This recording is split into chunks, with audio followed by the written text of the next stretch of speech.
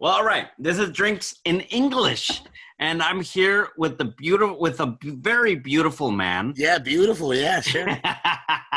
Hey, but we're not doing the same podcast, right? I don't want to do the same podcast. I know. It's just because, to give context,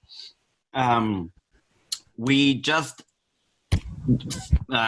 recorded the podcast of Drinks in Spanish. All right. Yeah. Because my friend Chacho Saldaña, who is with us here, he is our beautiful guest here in the podcast, and we just did it first in Spanish. So we made that podcast, that piece of historical footage is there recorded in Spanish. But now, to our English audience, this is Lorenzo Saldaña, Chacho Saldaña. And what's cool about Chacho, he's one of my best friends. I've known him forever, since we were kids. But what's cool about him is that he is a creator. And he creates poetry. He creates music. He's an amazing musician that does wonders with his voice. You are a one-of-a-kind voice in America and in the world. And we have him. We're so lucky to have him on the Drinks podcast. And just first of all, what the hell are you drinking, dude? I'm drinking a whiskey. Well, are you still drinking what we were drinking earlier? I sure am. I'm drinking a Valentine's. Great. Valentine's Scotch whiskey. Heard it first time from Tom Waits, and I bought it. And my friend Brant's, actually, his father used to also drink that as a little sipper. He would sip on it and then chase it down with a beer. And it's good whiskey. Good whiskey. I like it. I don't think I've ever tasted that one. Well, it's good stuff, man. It doesn't have to be that commercial and that. Well, I am drinking a Shiner Black Lager, Bohemian Black Lager, and a Republic whiskey, which my friend John Stockley said it wasn't it's good. He doesn't like blended whiskey. Mr. Stockley. Yeah, well, of course you have to, man. Yeah, but Stockley's got good taste. Maybe I know. Maybe it's because Stockley's I don't know, just had a lot of different types of drinks, and he can, afford to try different things. Shit, man, I can't afford trying different things. I stick with my Valentines. Well, more power to him. More power to him. And I think that where you're going is right. Like, if you want to be a wine connoisseur, you have to try a shitloads of wine. And I don't know anything about wine. I just know that it gets me drunk, and that's the part I like. Well, wine is like man. I was going to say something. I'm not going to say it. It's just. I know what you were going to say, fucker. All right. It's just. It's cool, man. I can see why my dad likes drinking wine. Huh. Yeah, I like the strong, the whiskey, the strong stuff, but I also like to chase it with like a beer, and I don't know who's chasing who, but I like it. I like to drink. I'm also drinking a beer on the side. It's a Stash IPA. Oh yeah, I like that. Yeah, it looks like this. Stash. Who's the brewery? Stash. I want to sponsor Ricky Mendoza. Who's the brewery of that? Is it Independence? It's a Stash brewery. It's called, I think so, man. I think it's Independence. Yeah, I love those guys. I think where are they from? No, I don't know where they're from. But anyway, this is Drinks, and this is just a super informal podcast where sometimes I talk by myself, and sometimes I have these wonderful people where I can actually have a conversation and have drinks. And Chacho is one of those people that are on here today. And what's cool is that he's a poet, he's a writer, he's a musician. And we talked earlier in the Spanish podcast, which is another language for all Americans that are listening. No, but you were sharing some poems that you wrote in Spanish, and Chacho is also the author of this beautiful book that I have in my hands, and it's a cool book. Tell them what it's called. Tell them what it's called. It is called Songs of Depraved Sensuality. Songs of Depraved Sensuality. And it's a collection of poems. He has been a writer since, when did you write your first poem? And first off, I know at the word poem, a lot of you are like, poem? Like what? Like what is this? Is this like gay stuff? Is like no. Like it's awesome stuff. It is words. He is an architect, and his bricks are words, and his structures are poems. And you've been writing since what age? I wrote my first song in 8th grade, man. I was 14. Damn. And so, Chacho, you've had this collection of, you have the stacks of papers. You have boxes. Yeah, I have boxes, but this collection is just the last maybe year and a half.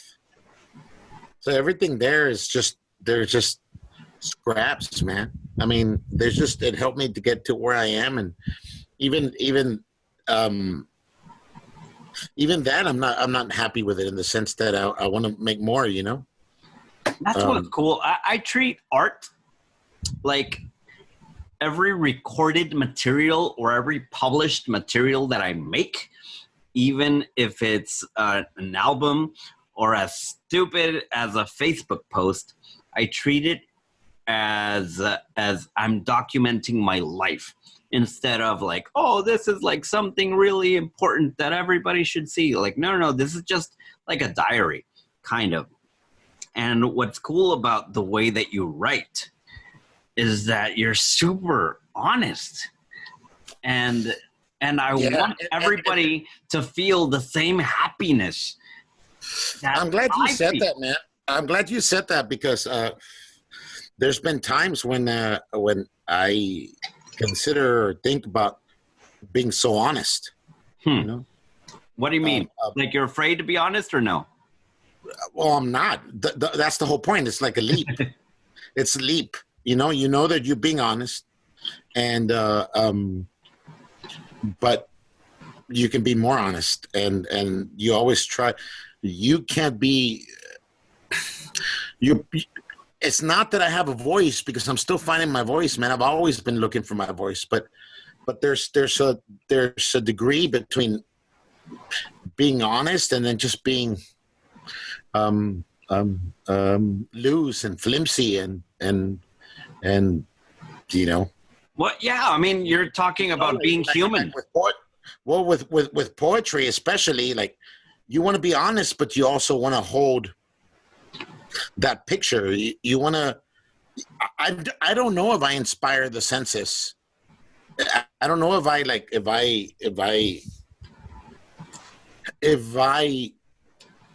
make those senses, if I wake the senses with my poems. I don't know that about other people. But wait. That's very important. Do you evoke those senses in yourself?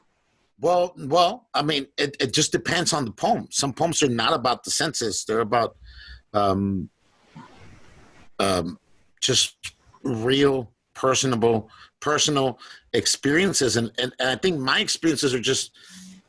They're my experiences as a man, you know, as the guy from the border, and you know, just and okay, this is a piece of context because people that are listening might not know border with Canada, with Mexico. Where the hell are you from? Where are you? Like, where are you right now? Well, and where are you from? I'm not saying here. Let me correct myself. I'm not saying that my poems are about the border, although a lot of what I've been writing lately is, but. I'm not saying that. I'm just saying that my experiences are just mine. What's the difference between poetry and sex? Here's my point. Let me go back to this. I'm from Eagle Pass, Texas, and Piedras Negras, Coahuila, and you know that we're from the same place. But because we live in a border that's neither here nor neither there, or you're neither from one place or the other. You're from both. That's como la India María, like you're ni de aquí ni de allá, o como era. Well, I mean, what's interesting is that you're living in between two countries, between two totally different cultures. Yes, for sure. And that's a whole experience, man. That's what I was talking about earlier about having. Do you think that my childhood is I was talking to you about it in Spanish in the other podcast about, do you think that everyone thinks that their childhood was as fantastical as mine?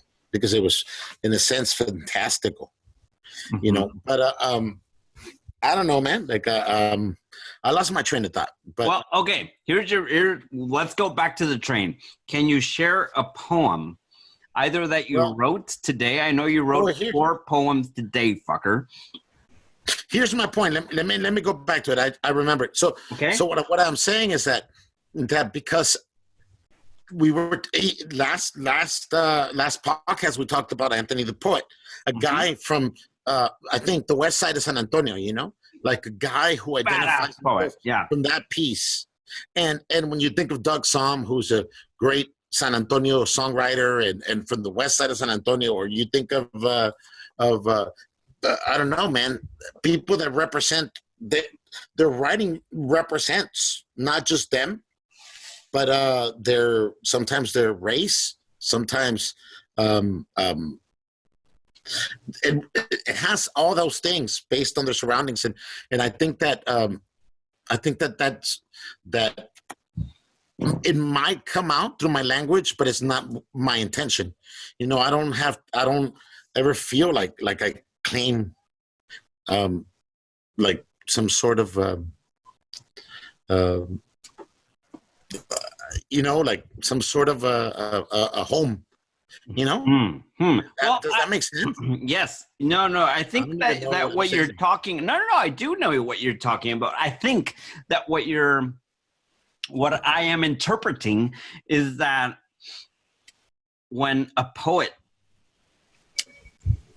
writes a poem, they're grabbing your hand and leading you, the reader, into a world. Maybe it's their world.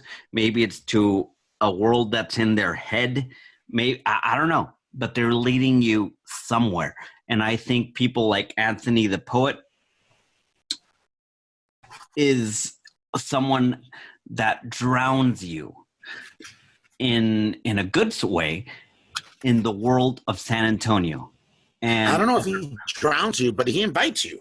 It's it's inviting. Yeah. Maybe drowned. You could die from drowning.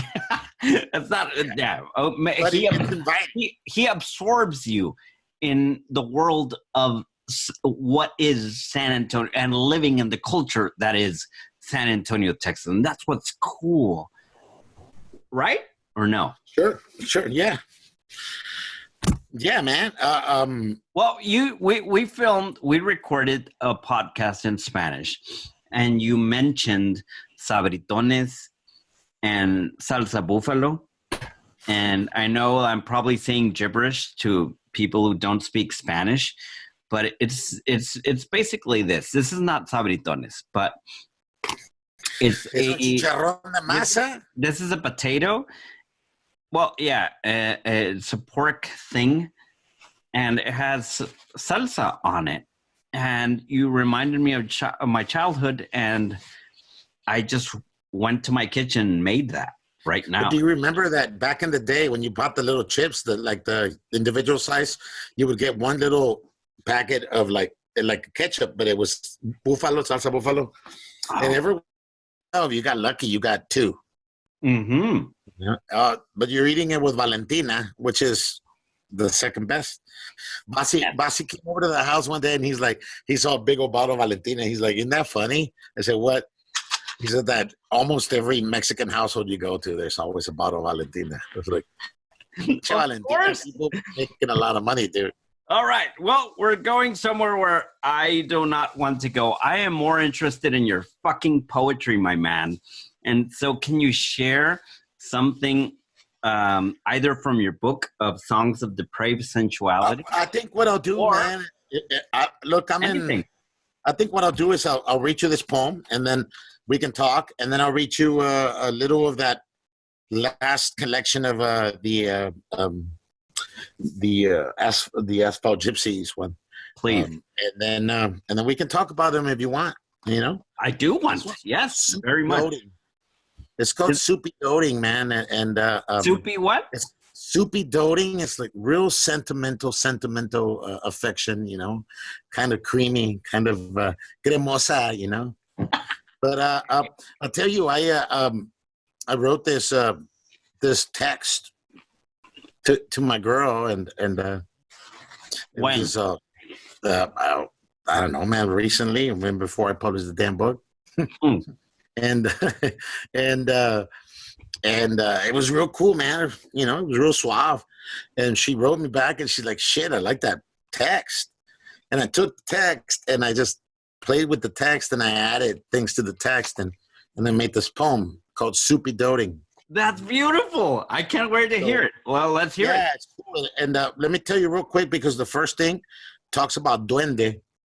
Now, I always thought that duende was such a cool concept, because duende, the flamenco dancers in Spain and España. Now, I know that duende means elf, but what? Yeah, but in the flamenco language, I guess, they're in their culture for gypsies and flamenco musicians, it's the point that a man or a woman reaches when they are so ecstatic and euphoric in their dancing and in their performance. Get the fuck out of here! I did not know that, man. Level of excitement and euphoria and nirvana. Basically. Well, dude, no, please. This is a learning moment for me. Yeah. So no.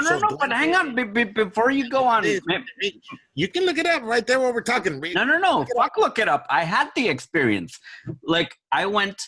My friend Mona Lisa Montgomery. She is like the main dance person in San Antonio.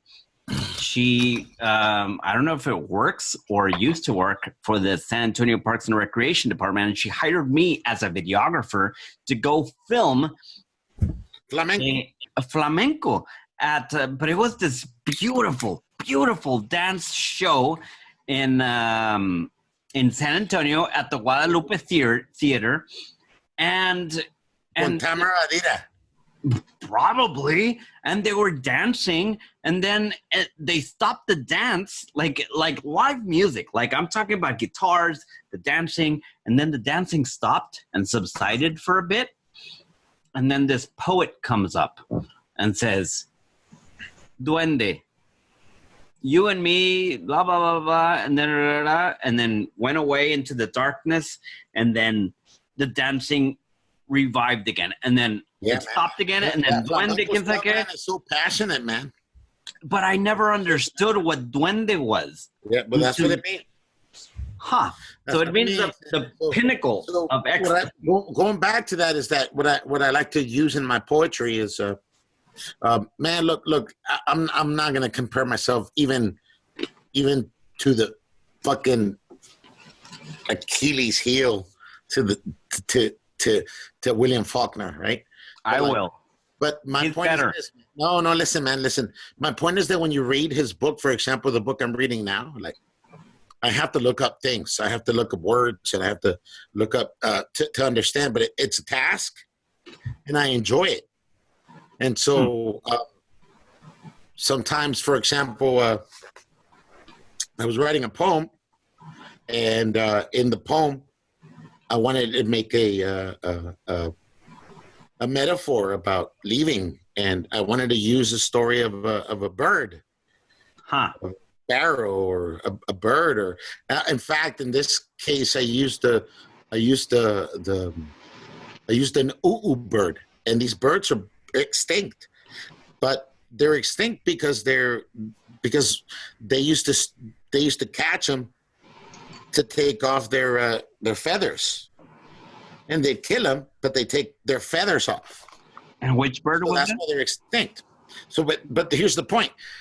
I was just trying to use the words to describe what I was feeling, and so what I did is I looked up a bird that would have valuable feathers. Get it? Huh. That's awesome. And then I came up to the Uber, and I played with it. Can you and as I'm writing, spell that out for I'm me? learning. The what bird? Spell that out. Bird. The bird. Huh. Never heard of. So, but my point is that sometimes it's fun to like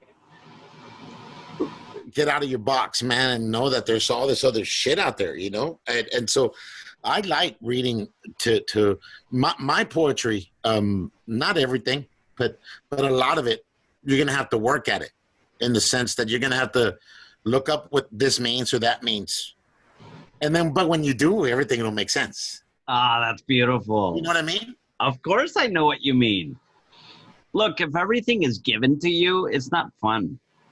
Yeah, exactly. And there's no reason why everything has to be Bukowski-ish or Jose Eugenio Sanchez kind of style, which he's a fucking badass. Uh-huh. La neta, güey. Ese güey es otro pedo, güey.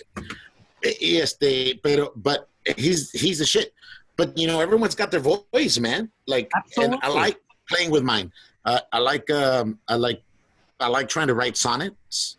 Mm-hmm. And like, I mean, who writes sonnets, man? Come on. But I don't even know what that is. What is it?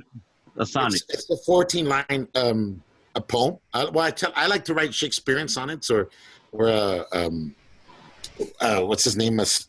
Spencerian sonnets.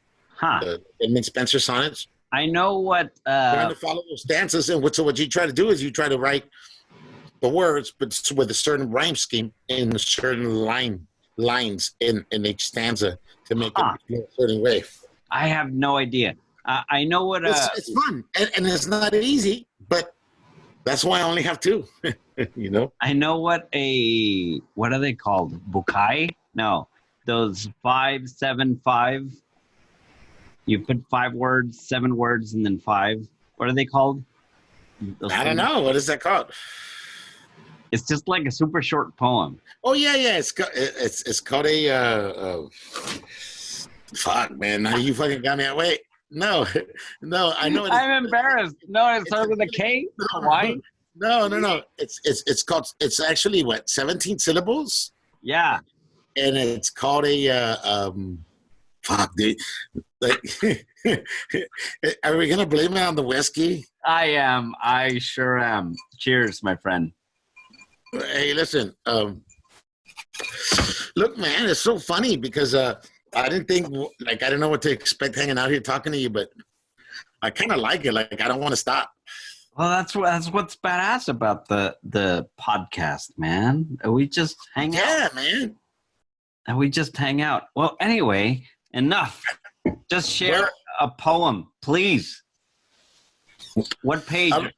We'll go back to the conversation we had about the 17-syllable poem. Okay.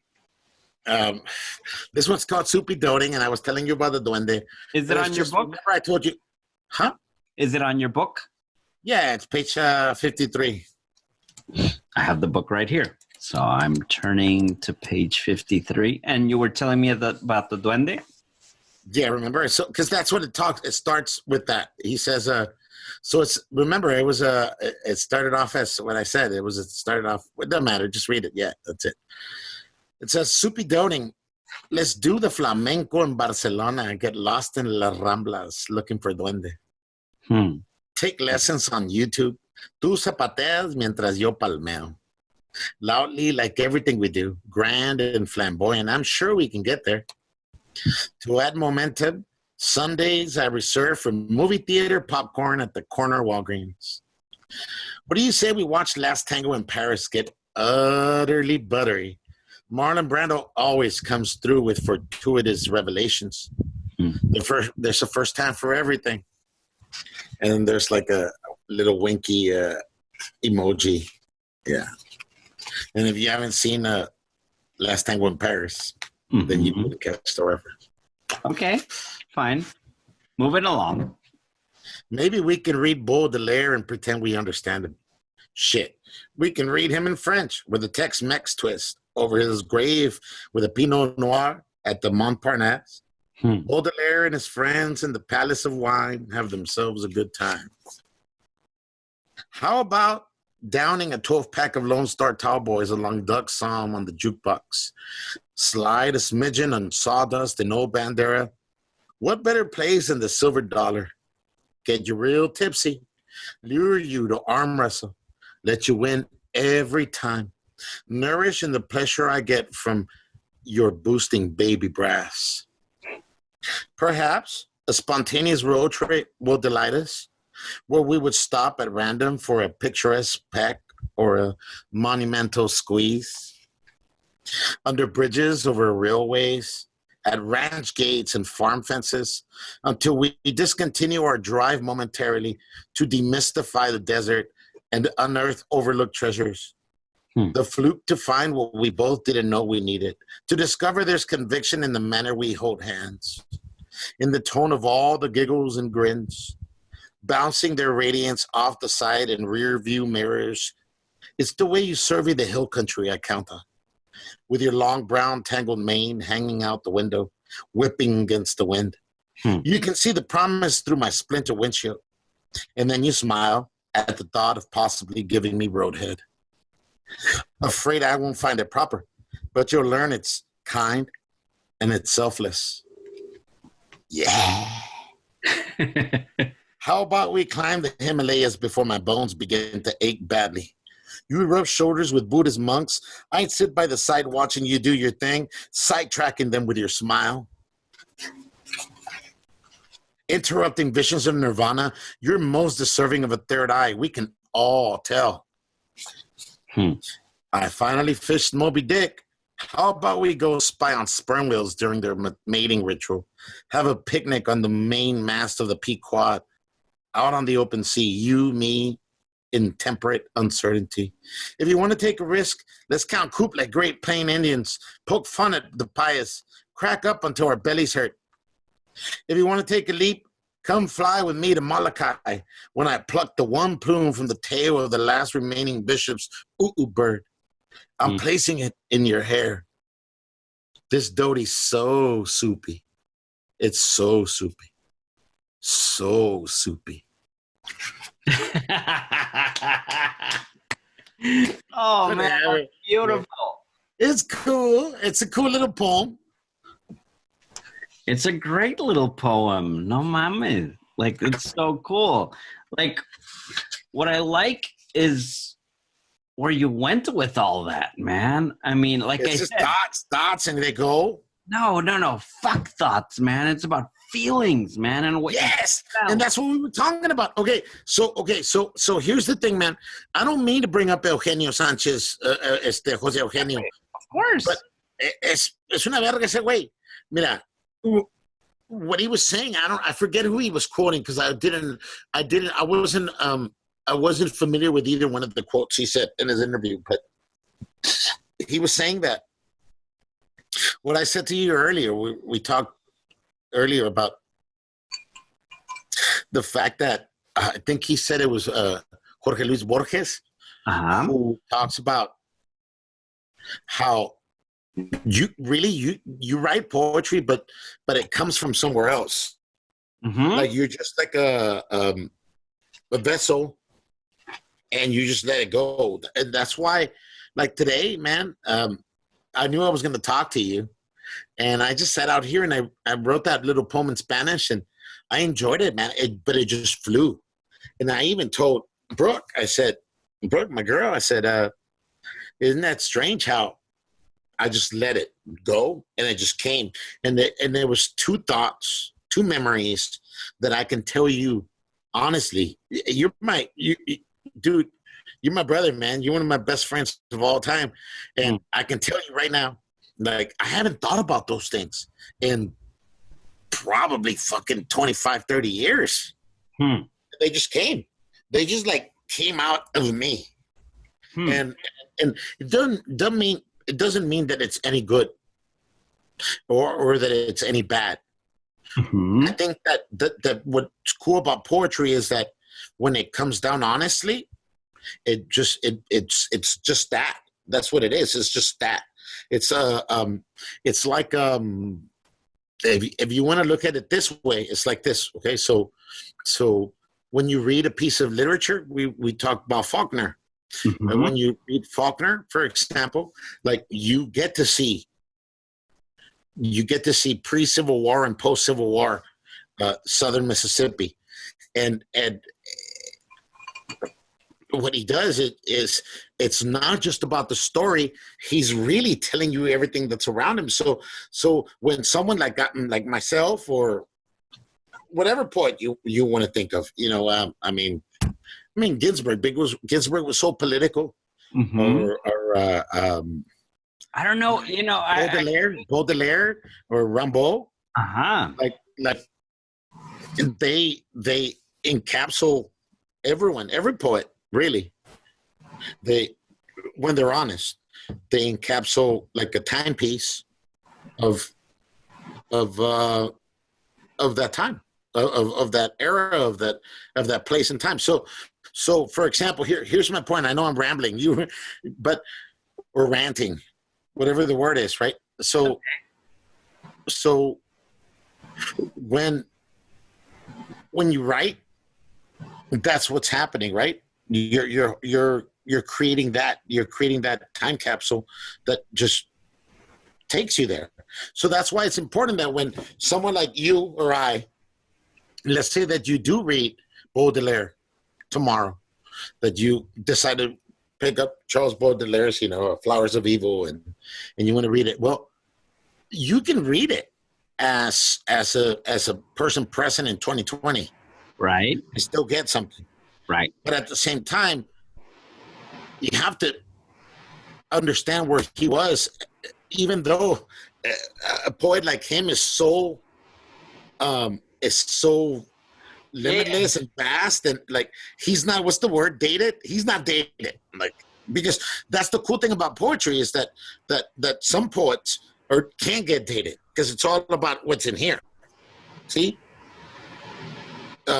When you start bringing like Ginsberg, who talked about everything that was around him. He was, it's during the 1960s, man, during the Civil Rights Movement, especially even later. That's the old Ginsberg, or the midlife Ginsberg.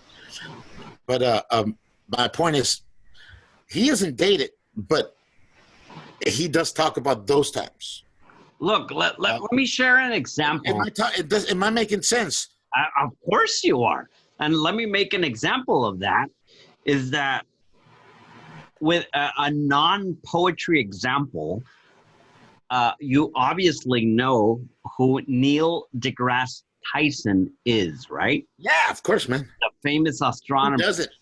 The next president. Sometimes I have no fucking clue what he's talking about. Like, seriously. Like, he's talking about the cosmos and the asteroid and the planets and how the energy and the universe and everything that comes together into making this and that, and I have no fuck, but the passion of the man. Like, he's talking true science. And sometimes I don't know what the hell he's talking about, but what he's talking about is real, and it means a lot. Well, but he believes it. He believes it, but you see... Well, belief sometimes is suspended by reality, but in another way, I don't believe in reality. Yo sé, mira, hay una realidad. There's a reality, right, that you and I both have to abide by, right? Right. Then Like there's certain people, right, because of their integrity, which is something that to some extent I envy, man. There's some people that, because of their integrity, they live what they live what they want to live, man. And so you have to take some certain chances. Some chances are more extreme than others, but yeah, man. I remember my baby's bringing me a beer. Thanks, baby. I remember, man, walking everywhere I went with my pocketbook in my pocket and constantly stopping and writing, constantly. And that happened. How old were you? How old were you? From when I was 14 till I was out of college. You're telling me that from 14 to 20, you had a pocketbook in your... Always, man. I always have. I have a bunch of those things. You know that I always write. But see, this is the thing. Once I got a job and I had to wake up 9 to 5, when you wake up and you do that and this and that, everything changed, man. Like my whole consciousness changed. And not necessarily, it's not necessarily a bad thing, but I, as a writer, as a poet, I can live in two places, right? I can live in my head, right? Right. I can live out in the world, and so as a man who has a family, I have to live in my head, man. So I can't always live out in the world when I have a family, when I have kids to raise and things like that. But my experiences are abundant, and I can go anywhere. It's like that. It's like that Anton Chekhov's story where the guy is the wager, where he's locked up in prison for so many years, and when they're about to take him out, finally, because he won the bet, when they're about to take him out, he's no longer there because he's already traveled everywhere because he's read so many, And he's like, "Fuck this! I don't need no money, man. I read all the books. I've been everywhere. I've been to fucking Timbuktu. I've been to fucking the Himalayas. I've been to fucking Peru with the Incas and shit. Like, I don't know, man. I mean, but poetry's cool, man. Here's the thing. You were talking about this earlier, and I told you about the things I was reading. I'm reading so much, but this morning, although I'm reading the William Faulkner's Absalom, and I read it out loud. I go upstairs to my little room, my little cubicle or office or whatever, and I read it out loud to myself. Why? Because I want to experience it and I want to understand it. It's not an easy book. So a lot of it is dialogue, and it comes from different. I read it out loud, and I read it with a pen. And then, and then when I finished the chapter, man, and it took me a couple of hours to finish one damn chapter, I stopped and I started reading Mario Vargas Llosa's La Ciudad de los Perros. Okay. And I've had it, pero it's always there staring at me like take me. And I'm like, fuck it, man. It's like, okay, remember when you were growing up and you were like watching TV and you watch you watch something, and then after you finish that show, what do? You flip channels. Yeah. So that's what I do. So I just flip channels on my books, flip channels, go from one to the other, and I always have my little notes to know where to go back, rewind. That's beautiful, man. Yeah, why not? That's so beautiful. No. It's just because they really take you into another world, whether it be your world or another completely made up world. As in, for example, George Lucas grabbed us by the hand and told us, we are in a place a long time ago in a galaxy far, far away. Yeah. And this is where you are now. Like, I know that's not poetry, but art. Yes. And you know what that's called, right? That's what it's suspension of disbelief, right? Once you get there, anything that's going to happen from that point on. That's why that's that intro, right? Isn't that's amazing you brought that up, because once you get that intro, it means anything you see from this point forth, you have to know that you can't say, impossible. You can't say that anymore. It's the suspension of disbelief. You're going to suspend your disbelief and you're going to accept everything that you see from that point forth. Mm-hmm. Right? That's fucking genius. It is. And yes. No, that was absolute genius. And no, but it was just like something like I seriously believe that anybody who paints a picture in your mind with words as a good poet, as a good musician, you don't even have to even write words like the way Miles Davis like plays his instrument, or the way that Jimi Hendrix plays, you're like, I totally understand where you are and where you're coming from with that guitar, and you've transported me into your world now. Yeah. And you're like, holy you're living the experience. It was actually called the Jimi Hendrix. And we just watched the other day at the house. We watched Close Encounters of the Third Kind, and it was so weird because Brookie hadn't seen it. I had seen it, but the boys were completely transposed. They were completely into that movie. Like they experienced that whole, you know, the chips coming in, but Brookie was like, whatever. And I'd seen it because our minds are so mind boggled. We're all distorted now in our heads. But the kids, man, they saw it, and I was like, so cool. They dug it.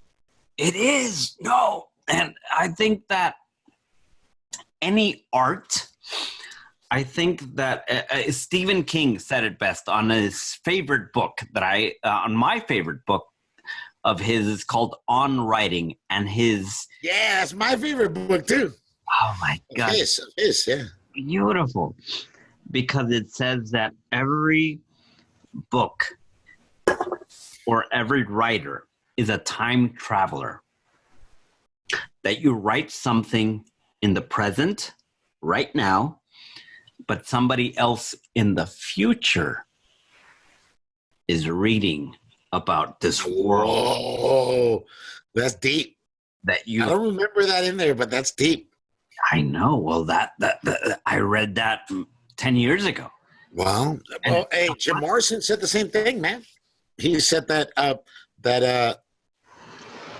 don't know where I heard it, but it was like the only things that are going to survive, like an atomic fucking bomb, like an explosion, are cockroaches, and art. Yeah, and that, which is true. Hey, look. Here's the beautiful thing about poetry, right? And when we think about poetry, when I think about poetry, I think about music. I think about art, because art is poetry, and all forms of art are poetry. You see. And I think that we didn't talk about that in the last podcast, but I think that is essential, you know. So I lost what I was saying, but here's what I was going to say about immortality when it comes to poetry. There's a poem, an Edmund Spenser poem. It's from a collection of his poems. He was a contemporary of William Shakespeare, and he wrote this poem called "Once I Wrote Her Name Upon the Strand." And so it's real simple. It's a 14-line sonnet, right? It's a sonnet. But in the poem, basically, all he's saying is this. He's saying that, you know, he loves this woman, and he's going to get the stick, and he's going to write her name upon the beach, upon the strand of the beach, on the sand. Right. He writes her name. Right? Laura.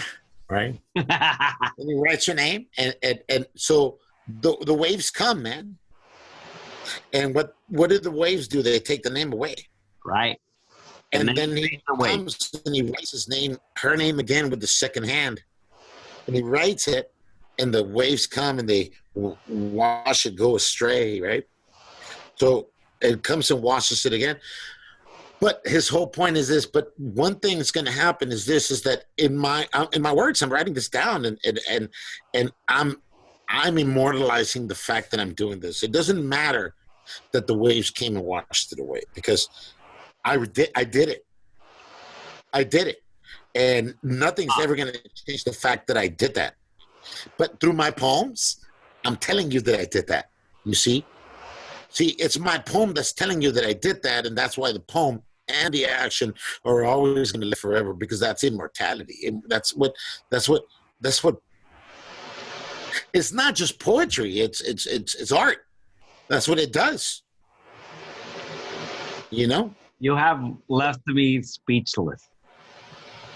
Well, no, I mean, it's just not like what I'm thinking is that sometimes I think that Aquí se puede poner pausa, ¿no? I think that somebody that is we don't want to see your crotch. No, que si se puede poner pausa. Yes, but let me finish this. No, pero no quiero terminar. No. Okay. I'm just gonna let me finish this thought. Finish it. Sorry. No hurry. I think that in every good artist, be it from David Byrne to William Faulkner to Laura Jane Grace, they live in the present, and not only live in the present, they appreciate the present in a way that no one else can. And not only do they appreciate it, they know how to put it in words. Yes, but I also think that to every great artist, there is a type of selfishness. Well, why do you think art is important right now? No. I'm not saying art is important. Why? But I'm saying that to every single great. Hang on, listen. I think that to almost every single great artist, there is a natural, innate, right? There's an innate degree of selfishness, because you have to pay attention to what it is that you're doing to create the art. And sometimes everything else stays behind. I mean, name one person that you admire that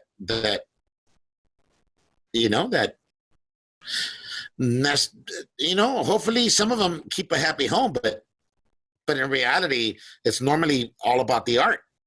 So earlier we were talking about that Asphalt Gypsies thing that I'm doing.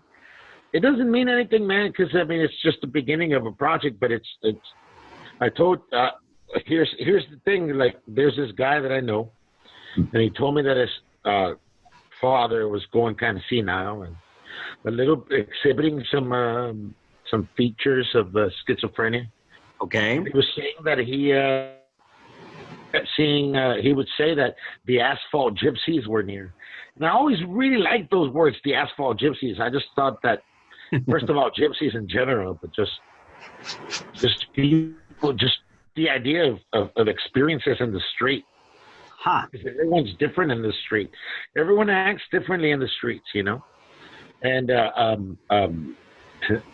so the first poem I wrote, I entitled it La Chacha, but they call me Chacho, right?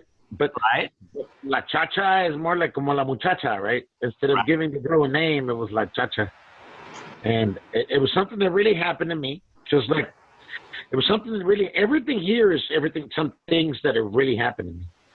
This collection of poems, but they're all things that happen in the street. Okay. By the street, in the street. And what specific, like not specific street, but what city are you talking about when you mean? Well, in this case, it's in Piedras Negras, Coahuila, and this really happened. It was a little story that happened in afuera del Capote, outside del Capote when we. Okay, yeah, nightclub. But it's a cool little experience, and I wrote it down, and you know, I made it colorful and try to feel as much as I could, and please came out. But most of these poems, they're actually, I'm really enjoying writing these poems because they're just really coming out. Let's do it. Then I have to put in the touches, you know, like go in there and touch this and touch that and change tenses and add some little bit of adjectives and things like that. Let's do it. But this one called, remember, the collection is called, this is a glimpse as what I'm working on. This has nothing to do with the book. Okay, that has nothing to do with the book. This is something you wrote recently. Something I've just been writing the last couple of days. Okay. It's from Asphalt Gypsies, and it's called La Chacha. Poem number 1. Her truck, listen, so it's a real experience. It's easy to follow, I think. Her truck was blocked in, and it was getting late. I was out on the fly, assembled some fellas, and on the dime, we did like a seance in La Calle Santa Elena. 8 of us, 4 on each hand, raced the Volkswagen Beetle right up off the street. We pushed it to the side like a wooden pallet. I, coordinating the event.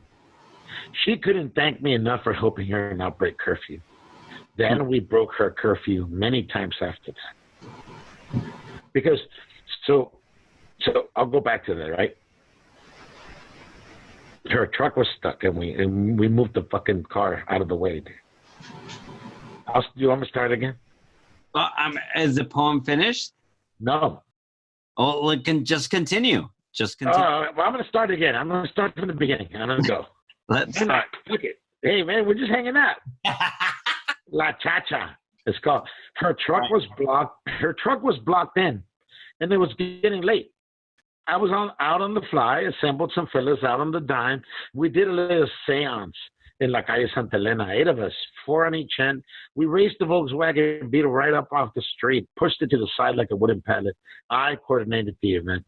She couldn't thank me enough for helping her not break curfew. Then we broke her curfew many times after that.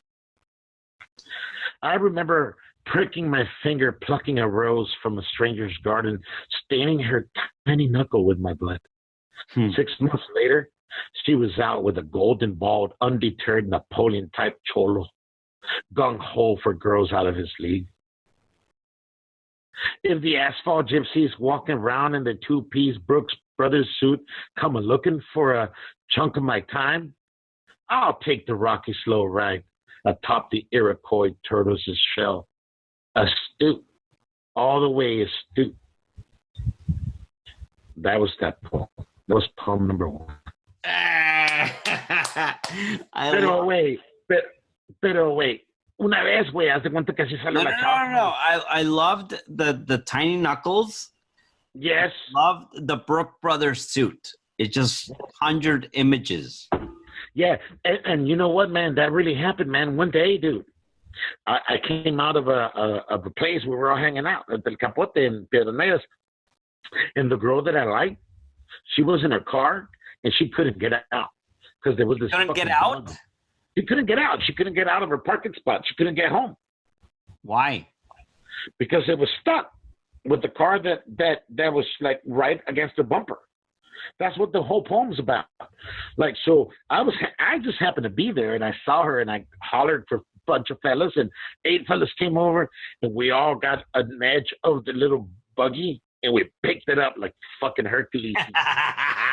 We moved it out of the way, dude, and she got out, and she went home, and that's why I say, afterwards, I coordinated the event. She couldn't thank me enough for helping her not break curfew. Then we broke her curfew many times after that. Yeah, but it's true, man. Like it was cool. It was like a superpower event, man. Like I was the coolest dude. I was like the font for like a little moment of my time, of my life. You know? I think that's what's cool about any type of art, about poetry, about painting, about songwriting, is that you grab the viewer, the audience by the hand, and you take them there in a super surreal and beautiful kind of way where like, hey, audience, let me grab you by the hand, and you're here in Piedras Negras, Coahuila, and you're here at afuera, outside El Capote nightclub, and you're here, and we're helping this girl, and we're doing this. Yeah, but at the same time, it's like it can happen to anyone. Like, yeah, that's why I intentionally like not say that I'm there in Piedras Negras, Coahuila, whatever. It's like it can happen to anyone, you know. And the other thing that can happen to anyone is that because of that strange event that you think that you're in love, and then some pinche vato cholo, that pinche Napoleon type looking motherfucker, he has no fucking, like, se cree más chingón, he thinks he's the best motherfucker ever, he pulls you from under your fucking feet. Boom. And it's like, it's over.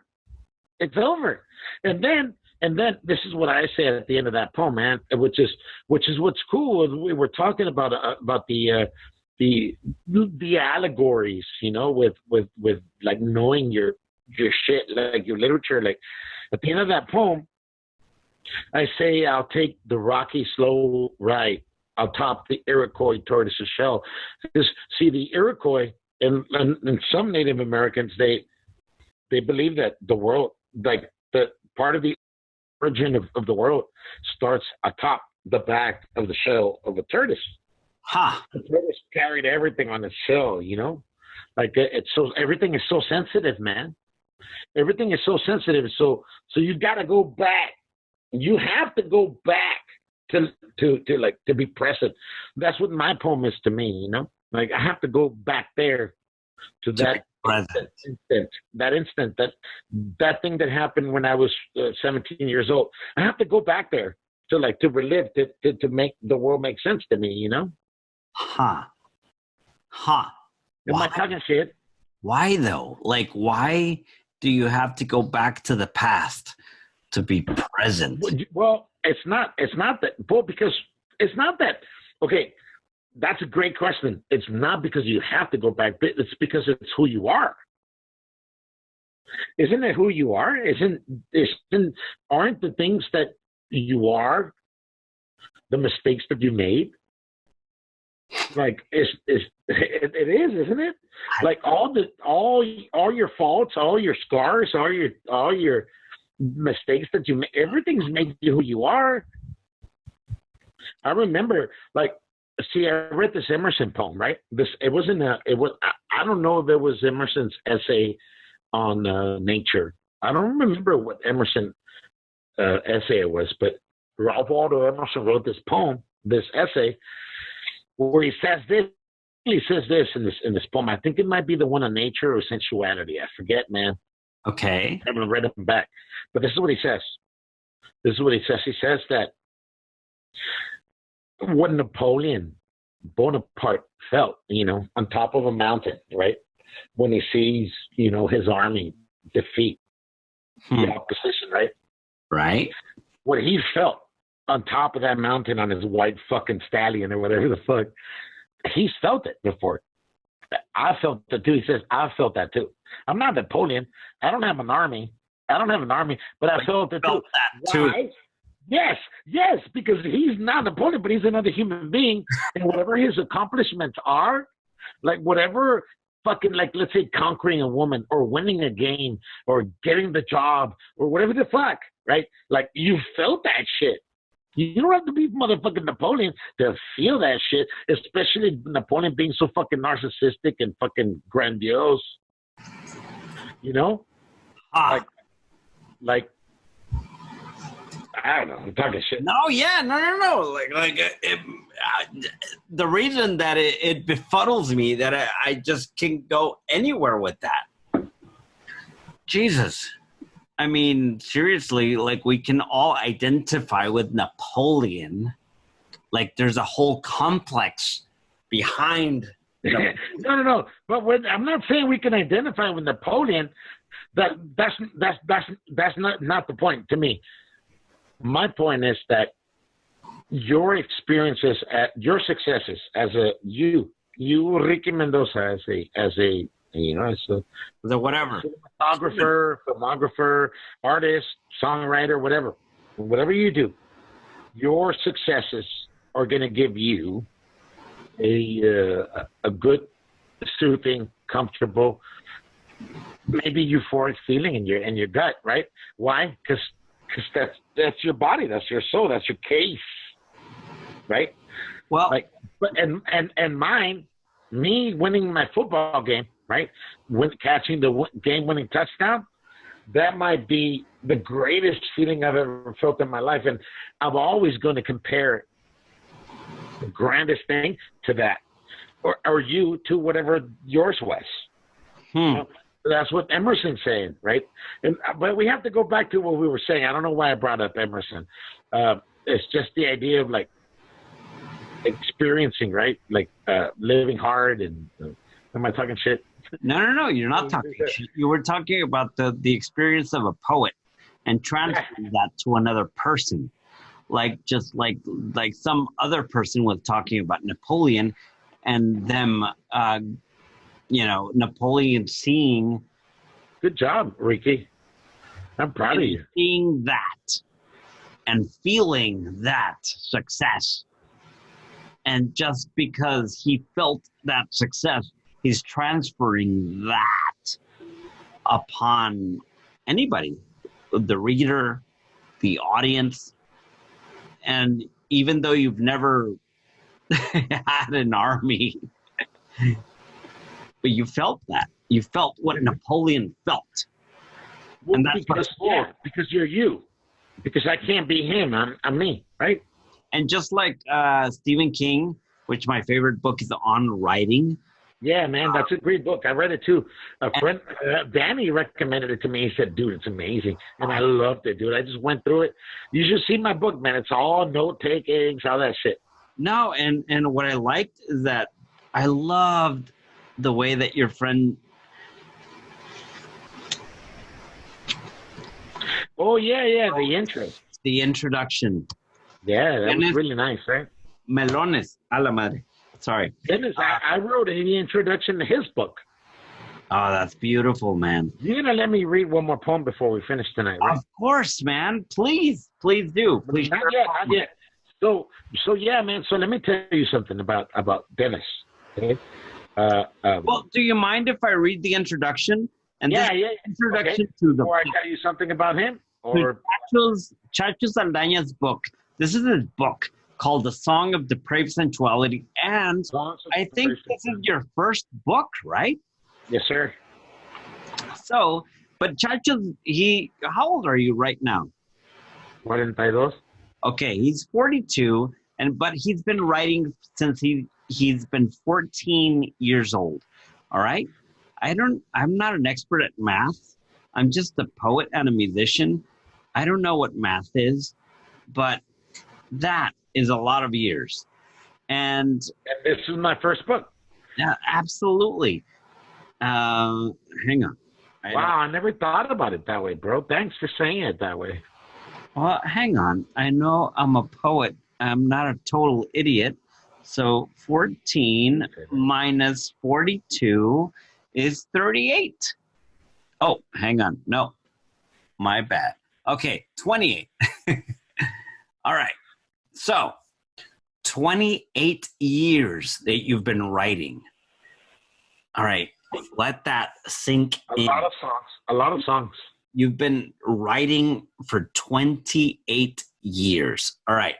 So you finally compile your writings into one book. And in the introduction, your friend Danny, writes this short introduction, but it's a really powerful introduction that says, it starts, introduction. Old and loneliness can kill you. Old is no country to retreat in. You're already done for. Accept the cycles. You've been hassled by gypsies and beehives alike. Chin up. Approach the podium as usual. Let's see if your easy knowledge, these depravity scraps, will fall right into your laps.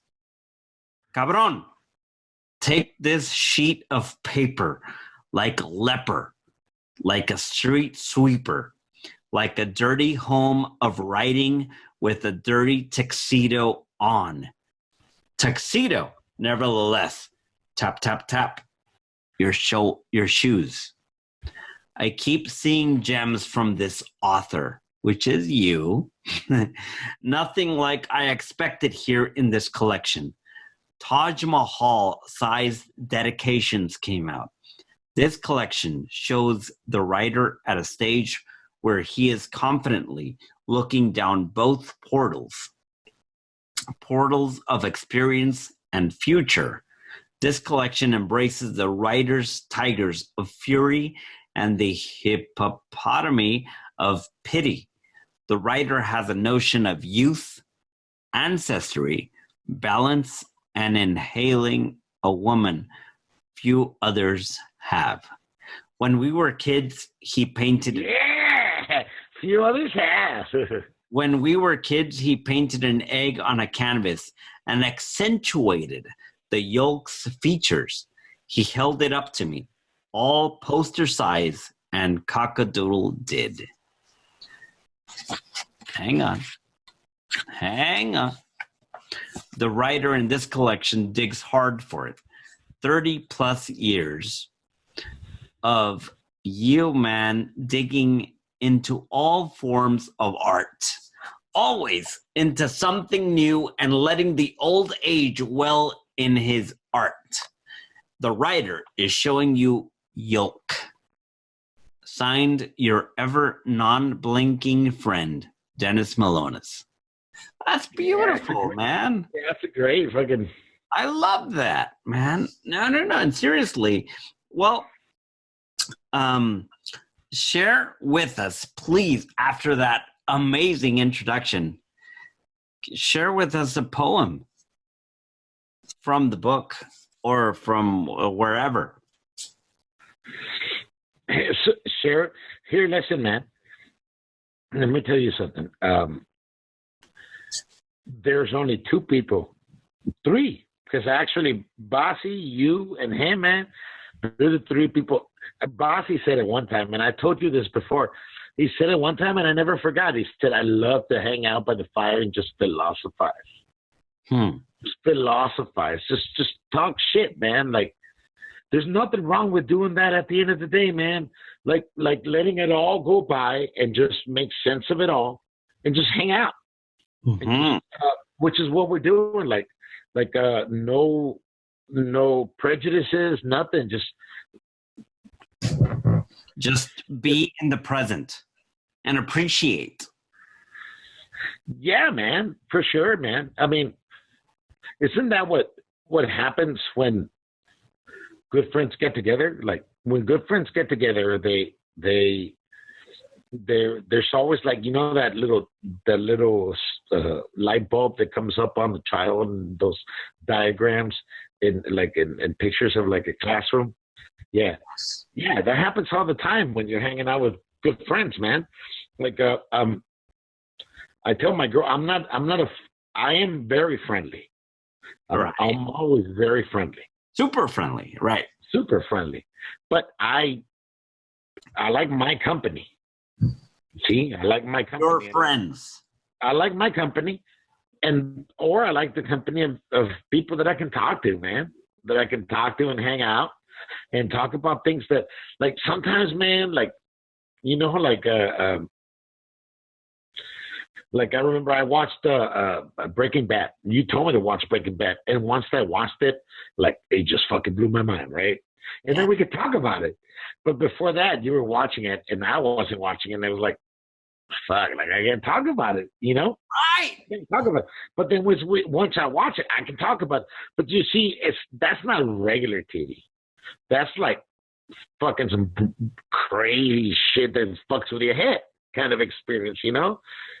It's poetry, man. I mean, to get out of situations like that, it's almost like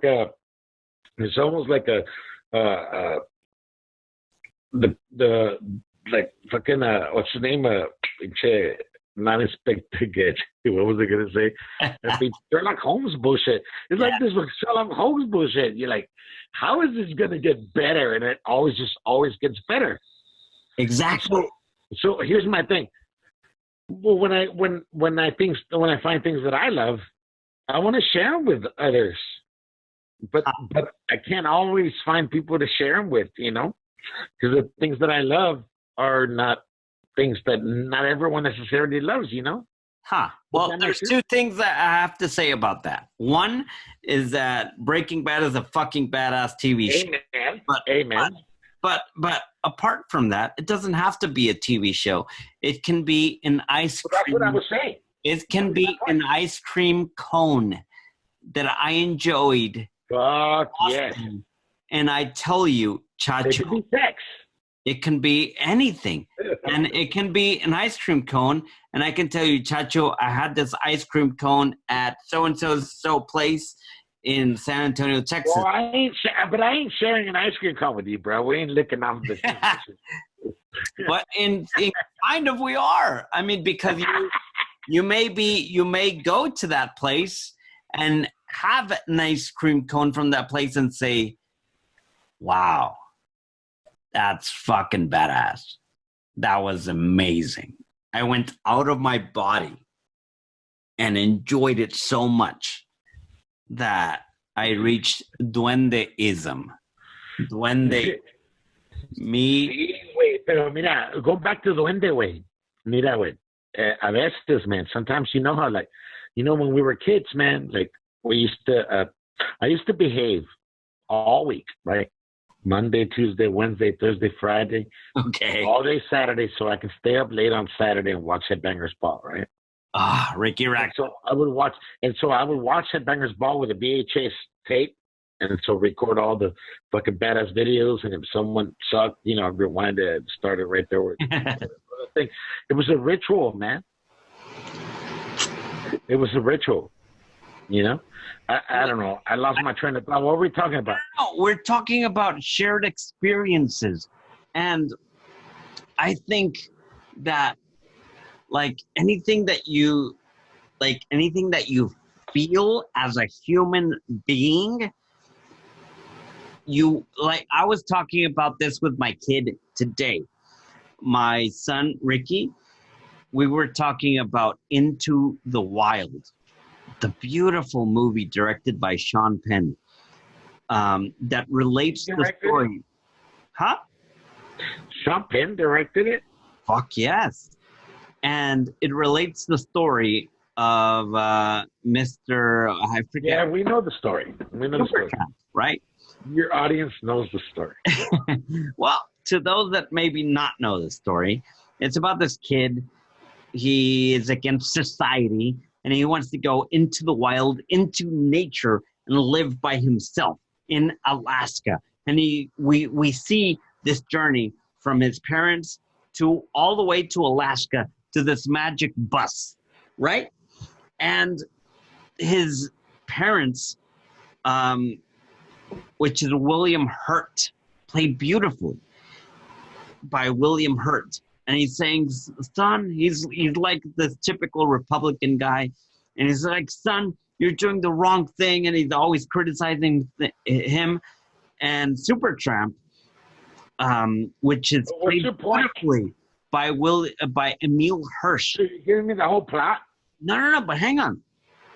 Well, yeah, spoiler alert. You don't have to give me the whole plot. Wild, pause this, watch it, and then come back to this. And then Supertramp goes into the wild. He dies. Goes into the thing, dies, and at the end of the thing, and again, spoiler fucking alert. Do not listen to this until you've seen, watched, and experienced the movie. At the end, he just puts, after all the shit that happens, he just puts, everything is better when shared. I'm paraphrasing. This is not what he actually said, but what I got from that, the final message is, everything is better when shared. And he goes back to his memories of Vince Vaughn telling them, well, what the fuck are you talking about, man? Society and all this shit. Everybody's cool with you. Everybody's kind with you. What are you talking about? Everybody's cool. And he does remember that. And he appreciates that. But he's stuck. And he dies. Yeah, but he's stuck in his head because everything is better when it's shared. It is. And that's the whole point. And that's what's cool. And that's what's cool about this podcast. That's what's cool about you, that you are someone that actually shares what you think, what you... I'm only sharing because you're asking me to, bro. But it makes me happy that you're letting me share here. Of course, man. I want to share. I don't have anyone to share with. Get the hell out of here. And that's what's cool, man. And you mentioned that we were lucky to have these beautiful persons that are partners with us that decide and choose to spend life next to us and to live our experiences, and we choose to live with their experiences as well. And I think that's super beautiful in the way that your girl Brooke shares her world with you, and the way that my beautiful, gorgeous, beautiful wife Lala chooses to live her life and her world and share it with me. And that's why choosing that person as your partner in life is one of the most important decisions of your life. And with that, I don't know what else to say. You're ranting, dude. You just want to get laid, dude. She's in the next room and she's just trying to get laid. You're like after the thing, you're gonna be like, oh, baby, you said 3 things about me. Come over here. Come over here, baby. No, I'm gonna break into the room. It's Kool-Aid, man. No, güey. No sé, es mamón. ¿Por qué te vas para allá, güey? Si ya saben. Mira, all those things, they're shown through actions, man. Actions, consistency. Huh. You know, you're a good guy. You know, you love your girl or whoever you love. You're consistent. People see it, you know? Whether it's woman or father or mother, they see who you are throughout the years. And when you're consistent and you're reliable, that's pretty cool. When you're not reliable, that's when people worry, you know? But sometimes that unreliable guy is the one that's just living it up. But at the same time, living it up. You know, I mean, that's what we're talking about, you know? Like, I purposely, I stay home, you know, sometimes, you know, like I do open mics in San Antonio, and I go to certain places. There's a place I go called the Lonesome Rose. Huh. Like I go and I do like it's a song circle and we play. And it's cool. Beautiful. But I go and I try to take it easy because I'm already like prone to just, I want to have a good time, man. And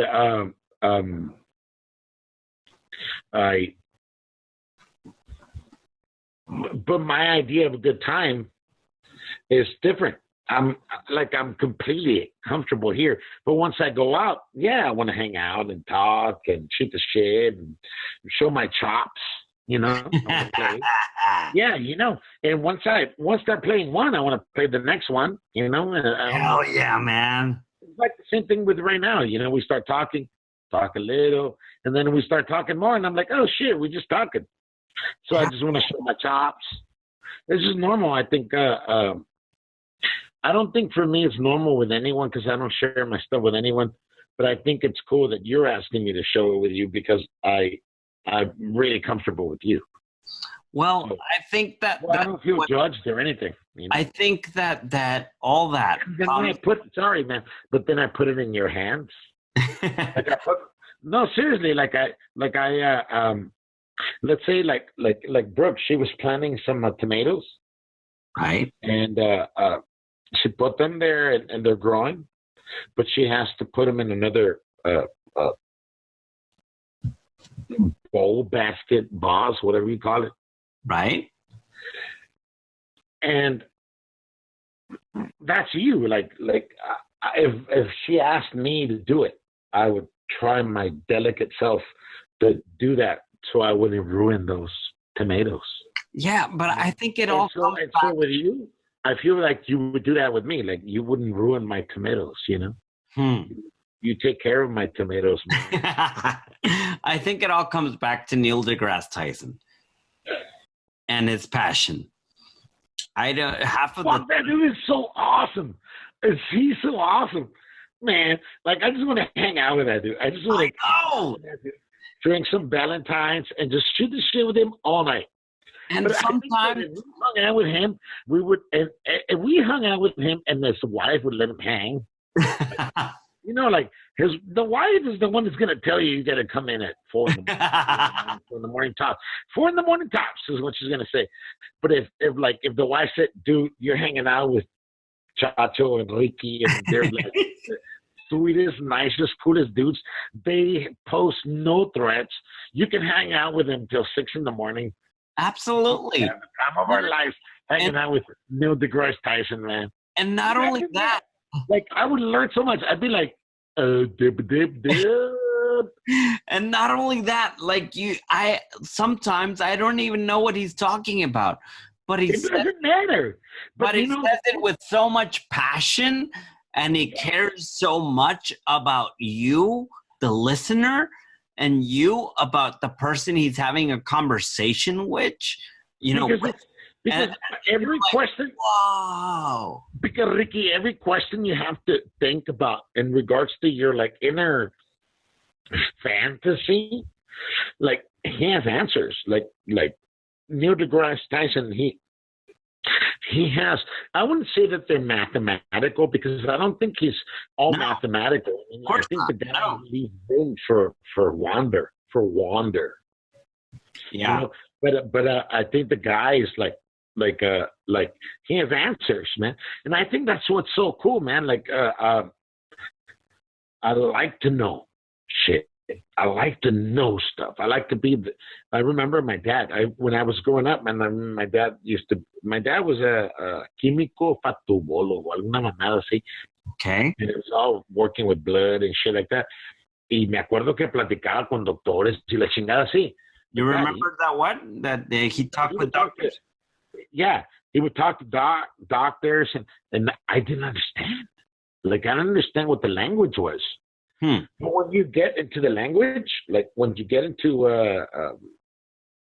everyone's lingo, then you get it, you know? I don't know. It was maybe it was a wrong comparison, but yeah, whatever. Neil deGrasse Tyson is a shit. And well, anyway, I mean, the whole point of it is and he's very down to earth. Well, no, not only down to earth, but the passion that he has for that subject, which is astronomy, is just like unfucking believable. And the way that you describe your poetry, the way that you describe words, the way that you describe your art is really infectious. It's viral. It's really cool to see. Well, I would hope so, man. You know, let me tell you something real quick, okay? When you said about viral and infectious, I'm going to sound really stupid, and I don't want to sound insulting. But there's a poet. There's a poet who a lot of women and a lot of people nowadays follow. I don't even know her name, to be honest with you, but her books are really pretty, and the words are really pretty, and the presentation of the books are beautiful. Okay. And I've tried to read some of them, and who's the author? My point is, they are what they are. They're what they are, but they're not what they need to be. Like,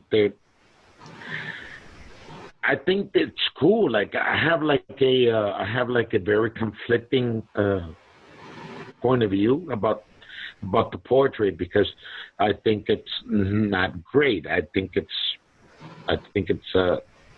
okay. Not you don't relate to it, but at the same time, hang on for a sec. But at the same time, it's bringing attention to poetry.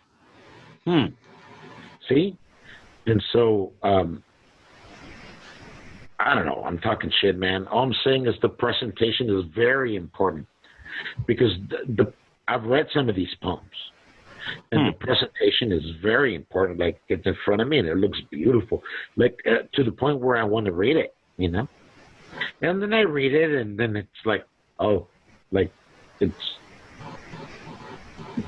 cool, you know. It's Well, cool, I mean, I think about it. It doesn't reach me. It doesn't reach me, but the presentation gets me to reach me. Does it make sense? Yes, it does. Like, Well, and this is the way I make sense of that. It looks beautiful, bro. Absolutely. Amazing.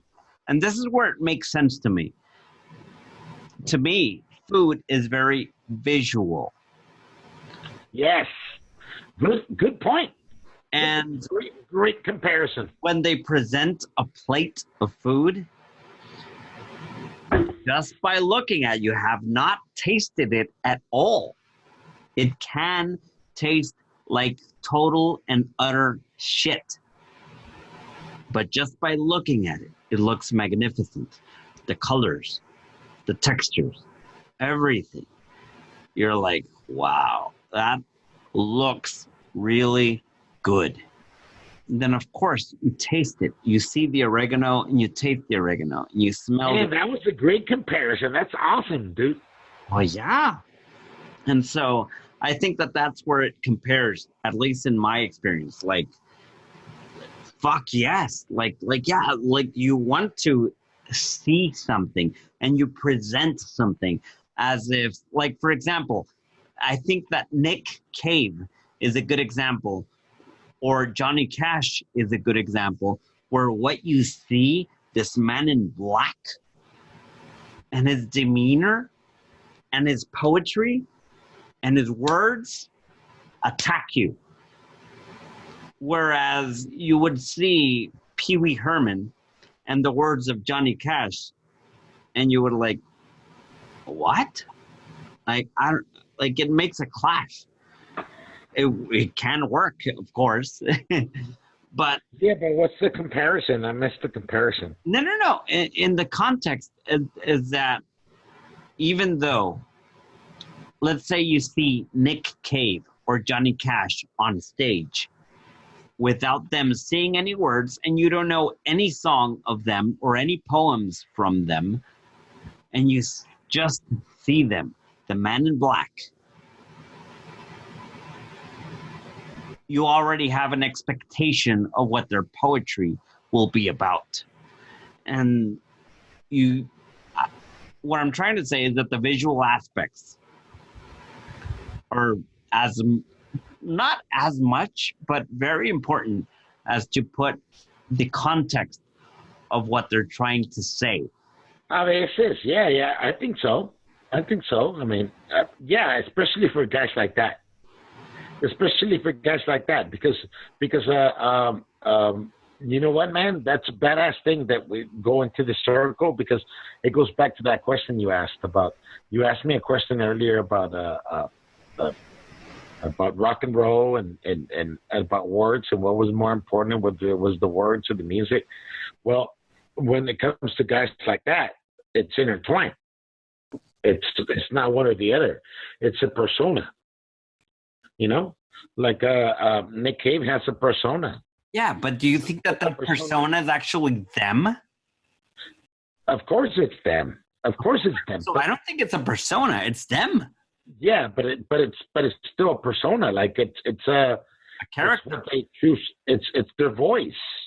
It's like at the end of Pulp Fiction. Yeah, but just it's their because voice. you are, just like. Yeah, but here's my point. Nick Cave is not going to write a children's book right now, and he's not going to write a children's book about something too sensitive, because and if it is, it's going to be substantial, and it's going to be metaphorical, and it's going to have a lot of colors and a lot of sights, and it's going to be if he did that.